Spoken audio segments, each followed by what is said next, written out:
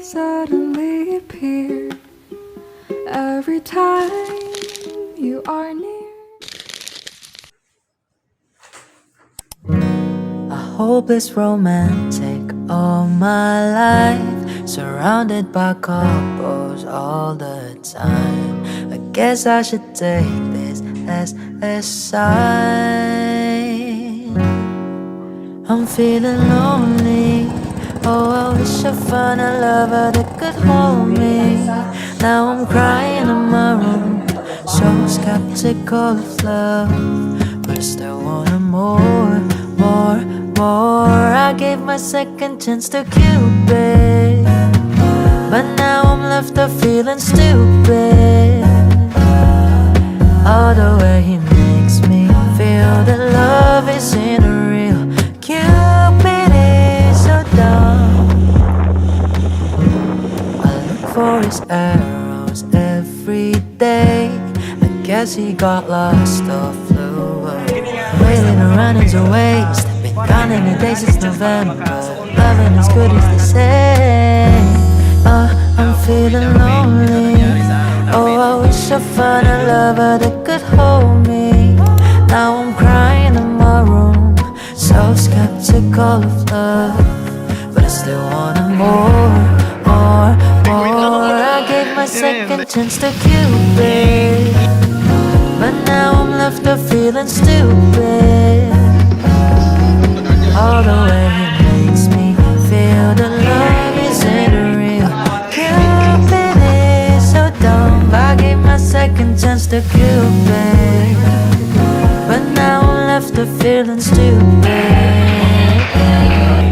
All the way he makes me feel that love isn't real. Cupid is so dumb.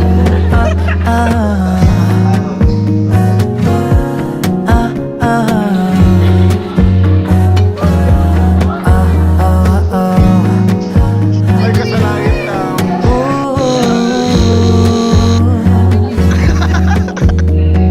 Hopeless girl, seeking someone who would share this feeling. I'm a fool for love, a fool for love. A hopeless romantic all my life, surrounded by couples all the time. I guess I should take this as a sign. I'm feeling lonely. Oh, I wish I One, two, three, and hi, STJs! We are Sincerely the Jams. I am Justin. I am Aljon. I am Miguel. I am Sherry. And we are Sincerely the Gems. So, welcome to our second podcast episode in which we highlight the Valentine's Day or the month of love. So, in this episode, we will talk about the aspects of love. So, we believe that love has no forms, have no shape, have no limits. And it can be also defined as love is everything, diba? So, like for example, love sa atong parents, love sa atong friends, love sa atong loved ones, for example, or partner, or love sa atong mga ginapanghimo, like mga activities, or like somewhat nga makahatag sa imuha o kalipay, or some sort of love out of that. So, without further ado, let's jump into our podcast question number 1, which is, how do you define love? How do you define love, Justin? So for me, love is asa ka maka-feel of joy and comfort sa tao ba na or sa ibang mga ginabuhat nga ganahan ka. Like kung for example, kung ganahan ka na kay mga hobby nga like drawing or playing sports, that is called love. So siya. Thank you. So, ikaw, John, how do you define love? Para sa kuha, ang love ay about siya sa grab to affection. Affection. Sa katawas. So, kung mo talk about affection, so siguro sa kuha, kung sa ka love mo sa tao, di ka mangayo ka ng Kabalik o ka nang mabalik sa mabalik mo. Balo si mo ba? So, more siya tawag to unconditional love. Okay. Kung ako ang define sa love. Okay, next ako. So, same sa of definition niya sa language is we have the unconditional connection. Like, bisan kinsa man ka, bisag asa makagikan or like like unsa ang past nimo or like kanang kinsa man ka in the past nga sa tawag na in the past lives, like dili siya mag-matter as long as na siya love, because love can see good things good in the future. Like for example, like dili mag-matter ang iyang mga past relationships or like iyang mga histories o kinsa pa na siya iyang physical attributes or the way siya nga mo-act in the community or unsa iyang social behavior, o love mo siya, and then there is the unconditional connection with that. Ikaw, Shing, how do you define love?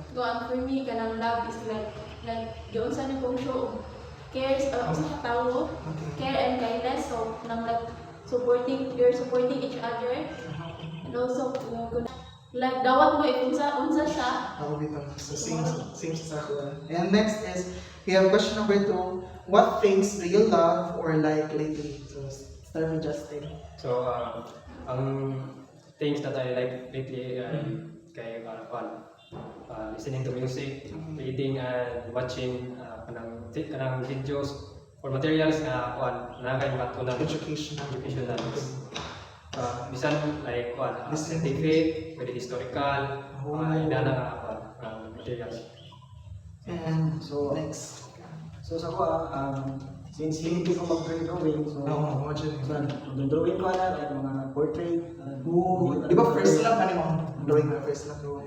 Muna ko guys, spend ko sa mga time na to drawing, painting, painting. Then, usahay, ganan ko mag-playing guitar. So, karon na practice ka. So, guitar. So pila na kayo sa practice? So, 1 year na. 1 year na. Wala na siya improvement, di ba? Then, bilip ko ka ng mga movies, like action, gusto ko mga Action. And for me naman is ang things nga love recently lang is watching YouTube videos, especially if like maka-motivate sa ako and makataas ang self-esteem. And in that case watching movies the same as with watching YouTube videos nga para nako mapulog nga aral dito after nako malantaw na. For example, ako ang gilantaw ng movie is ang Legally Blonde. So wala pa kabala ng Legally Blonde, so about na siya sa itong girl nga as in nga nahataga siya ka unrequited love sa usa ka lalaki, and then gipakita niya through nga gitasan niya yung self-belief, gitasan niya yung self-confidence, giregain niya tanan ang mga nawala nga butang sa iya, especially ang iyang confidence dito, ang iyang love sa iyang self. So in that case, the result dito sa movie nga nakaya niya, and at the same time she is a law student po sa legal plan, so better nga watch mo. And next is cooking. So ako dili ko bansa magluto, pero ganahan jud ko magluto-luto jud ay sa balay, pero usay mahanok ko pero gasol si masunog ang balay. Pero ang most niya ginaluto nako is kanang gulay jud siya, sa example ang balaya, like ginataan ng labasa, or let's say kanang tinapong, something basta something about gulay jud siya tanan. And next is studying jud, kasi mo usa sa love nako, and kanang makita nako sa studying nga kanang productive ko and efficient pa ako adlaw if maka-study ko bisan gamay lang ang topics, or like bisan outside sa topics sa school nga gihatag. For example, ganahan ko mo discover ani nga butang na especially dun sa science good, and kanang mas favor sa ko ang mag-study throughout the day rather than maglaglaag or something nga. Pero na ako times yun nga gusto gina ko maglaag po, and pili ko na ko maglipay-lipay usahay kay dili pa siya helping, sige ra ta og study, wala din tinakuha. Sige, ikaw next. So two things that I love lately, no? So ako is spending time with my loved ones, kay always yan ako siya ginahimo every week. Okay, Every weekend sa DI kay Dili talag sarang mauli. So dayon next kay listening to music. Like magtuon abi, example. So di ko mamarag music Kinsa mo music artist mo? Taylor Swift. Daghan kayo sila, so mostly girls. So, imong favorite music or favorite song ni Taylor? Lover. Lover, yes. Dapat stream mo Lover. So, ni Taylor. Next is last guy, reading stories. Same. So always ginahimo, like kung wala ko'y ubrahon abi. Like say mga comedies or horror movies. So, Wattpad, diba? Wattpad. Pero ganahan kung masa ang libro ng physical yun. Usahay. So, limited lang kayo. Mao na mas accessible ang Wattpad sa ito, diba? I-install sa cellphone. And the next question is, what makes you feel loved or what's yung love language kanina? So, my love language is words of affirmation. So, Yeah. kanang bisan kumustahon lang ka, kay karon uso na mag-draw ng kanang tawagon lang ka kung may kinahanglan sila, kung hinahanap ka. So, sakit sa buot. Kung kanang kung kanang may mo kang convenience sa ilang time of need ba? Oo, ito. Like, unsa po niya? Kuan? Or some financial. Oo. Nung paano ko sa akin kung ako pa yung parang financial nga, kalisod ito. Oo, ito. Kalisod na sa financial, kung ano nga, biskan pangungusta na lang ba, okay na kinabiskan ka na kay chat. So, ma-encourage ka na lang yung musta siya mo, di ba? Mutaas yung mga confidence o ka na. Moral. O believe sa mga kagalingan. Basta panlawag ka na. Kumusta rin?